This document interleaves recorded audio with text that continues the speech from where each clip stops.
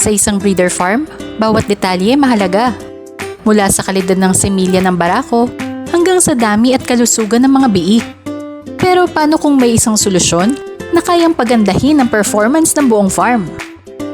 Ito ang kwento ng isang breeder farm na nakakita ng malaking pagbabago gamit ang AtoV. Ang farm na ito ay may sariling alagang mga inahin at barako. Dati normal lang ang performance, may mga challenges sa reproduction, sa kalidad ng semilya at sa pagpapalaki ng mga biik. Kaya nagdesisyon silang gamitin ang AtoV bilang bahagi ng kanilang daily feeding program. Unahin natin ang resulta sa barako. Napansin nila na gumanda ang sperm density at sperm production. Sa loob lang ng 1 linggo, na-achieve na nila ang kalidad ng semilya na milky, isang indikasyon ng mataas na fertility. Dati, may mga kaso ng abnormal o undeveloped sperm. Pero ngayon, kahit junior boar, kaya na mag-produce ng fully developed sperm. Bukod pa doon, makikita rin ang pagbabago sa physical condition. Maganda ang balat, makapal, at malalaki ang balahibo. Ibig sabihin, healthy ang katawan at ready to breed. Kaya mas mataas ang confidence sa semilyang ginagamit sa AI. Malaki rin ang improvement sa mga inahin. Napansin nila na mas umiksi ang dry stage. Mas mabilis din mag-heat ang mga inahin, kaya mas maaga silang pwedeng mabulog. Pero ang pinaka-impressive na resulta, umabot sa 22 na biik ang ipinanganak ng isang inahin gamit ang artificial insemination. Dati ang average nila ay nasa 16 hanggang 18 na biik lang. Isa pa sa malaking pagbabago, malakas ang gatas ng inahin.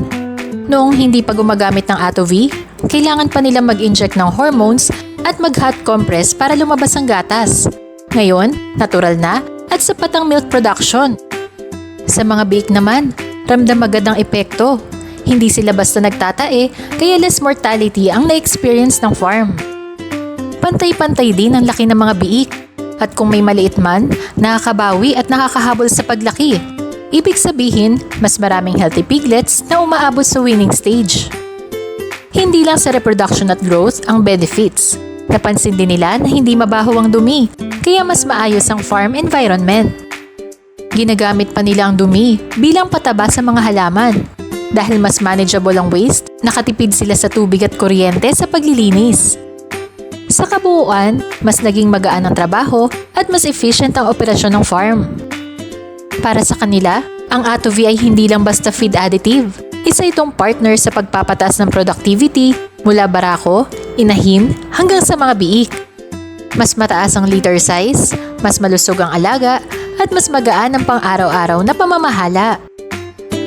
Kung breeder farm owner ka at gusto mong mapataas ang fertility, litter size, at overall performance ng iyong alaga, panahon na para subukan ang AtoV.